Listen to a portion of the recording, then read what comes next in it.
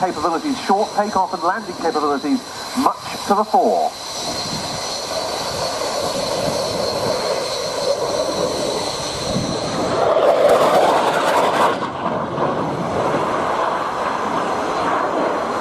It's a cheaper offering than the other fourth-generation fighters of their known, the likes of the Typhoon and the Rafale, but still very capable, alongside its home country Sweden and the Czech Republic, as we see here. The air arms of Brazil, Hungary, South Africa and Thailand operate the type.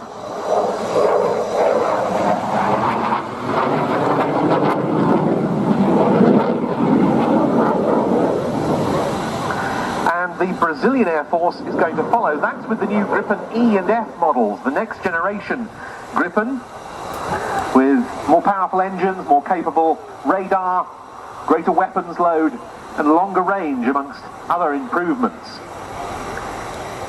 Now, after that very high-speed flypast we saw there, a low-speed, high angle of attack run in from the left.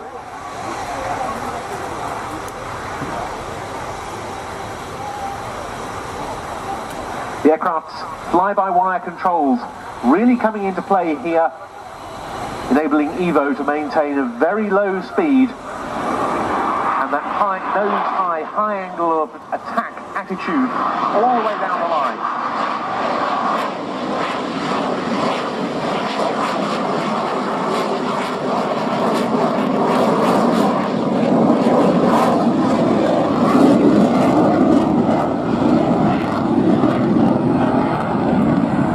Have noticed that there are four planes moving there as the aircraft made that slow speed run.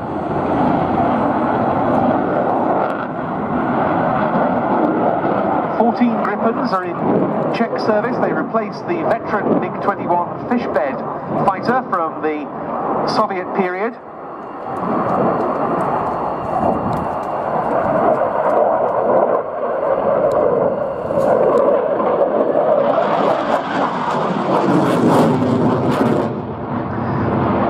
Don't actually own their Gripens outright, they lease them from Gripen International,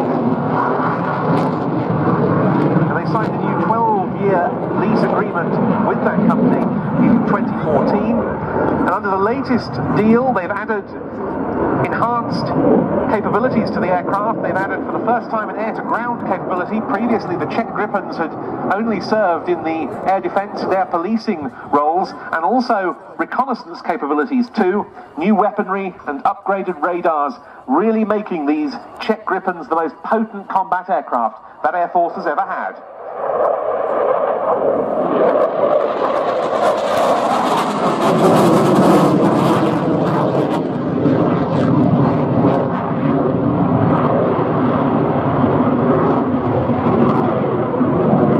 Since they entered service, the Czech Gripens have maintained a 24-hour-a-day commitment to NATO air defence.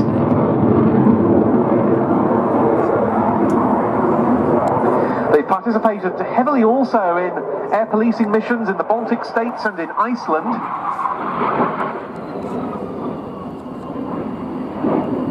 Both of those being major NATO commitments. And to that end, incidentally, we're very pleased to welcome the Lithuanian Air Force to the Yeovilton Air Day in such strength, with 3 aircraft in the static park.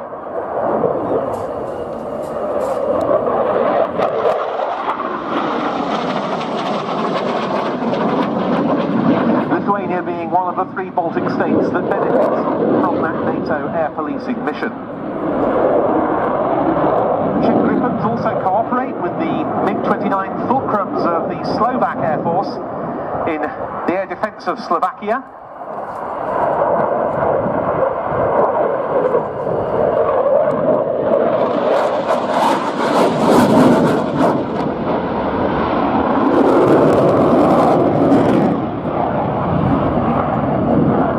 And the 211th Tactical Squadron, which provides this aircraft for the display today, is the Czech Republic's fast jet member unit of the NATO Tiger Association, bringing together squadrons from around the alliance with big cats in their emblems.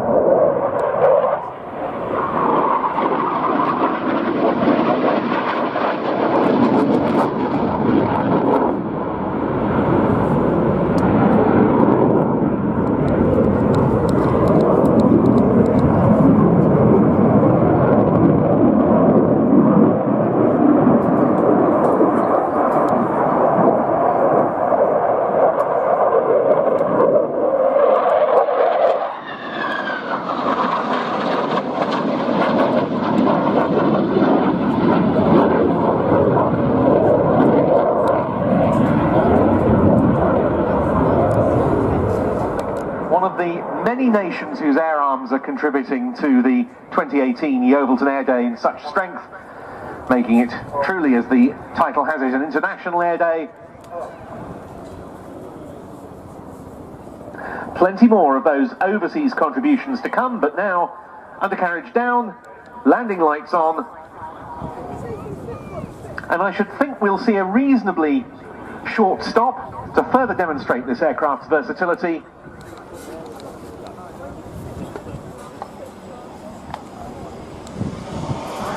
Thus completing his sequence, Captain Ivo Kardoš from the 211th Tactical Squadron of the Czech Air Force with the Saab Jas-39C Gripen.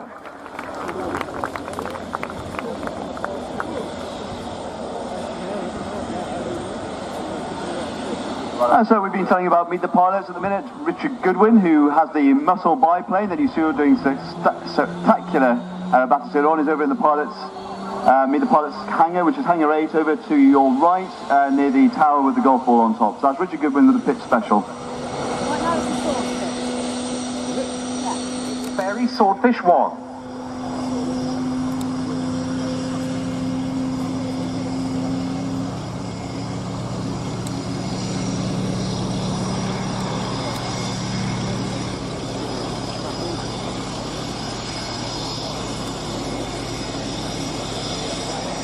An aircraft that first flew in prototype form in 1934 and entered service in 1936. No wonder that upon the outbreak of war in September 1939, the Fairey Swordfish was already outmoded. That said, the aeroplane was extremely versatile. It could carry, as we see here, a torpedo of 1,610 pounds, or a range of depth charges, bombs, mines, rockets, or flares. But the performance, and we'll see that illustrated during this display, left a lot to be desired. Even if lightly laden, the aircraft could only cruise at 90 knots. That was reduced to 82 knots with the torpedo underslung. The engine, the Bristol Pegasus radial, at least was very reliable, if not the most potent. The feats that its crews demonstrated during the years of hostilities were more down to their own heroism in the face of quite unimaginable odds than the characteristics of the aeroplane.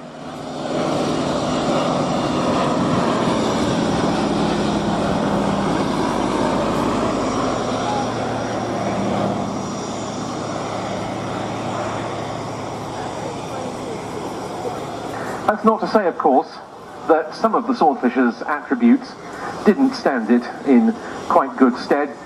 Indeed, it was so slow flying that some enemy guns found it difficult to offset their sighting on such a slow target. It also proved quite a difficult target for faster enemy fighters to come up against.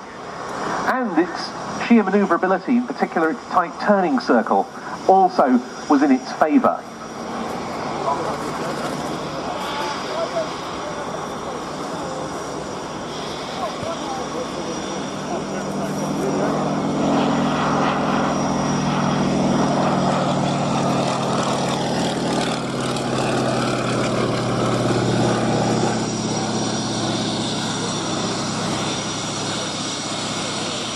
The feats of Swordfish in combat are legion and legendary.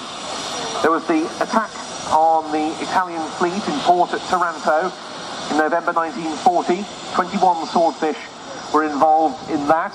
They put a large number of vessels out of action.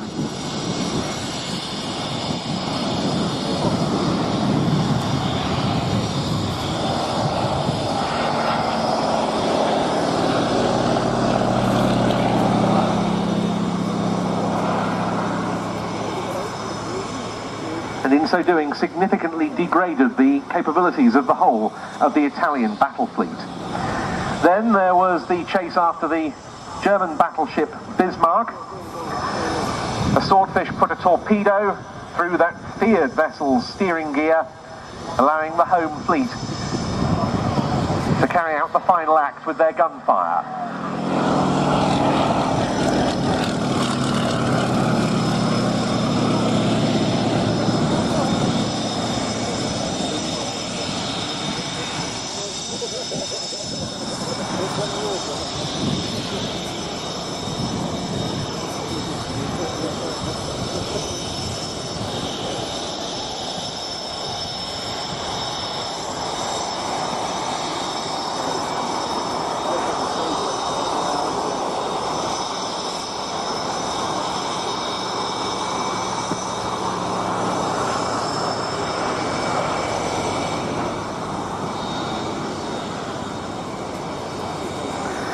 Then in February 1942, for your support, that's the charitable organisation that supports the Royal Navy Historic Flight. It has as its objectives educating us in the history, traditions and exploits of the Fleet Air Arm and Royal Navy aviation more generally, inspiring people through learning of those exploits and providing a living memorial and tribute to all the men and women who have supported naval aviation. It cost in excess of £500,000 each year to keep the aircraft of the Royal Navy Historic Flight and Naval Aviation Limited, to that end the Sea Fury we saw earlier, serviceable. They hold regular events and of course raise funds on a regular basis. The Navy Wing stand can be found near the lineup of historic naval aircraft in the static park at Yeovilton. They've got the Sea Vixen, which will be under repair to return to airworthy condition. They've got the single-seat Sea Fury there, several other aeroplanes. Go and find out more from them or visit the website www.navywings.org.uk. So, the Swordfish landing just before the next display item, please. Message for Mr. John Quirk. Could Mr. John Quirk please make yourself known to any uniformed personnel? Thank you.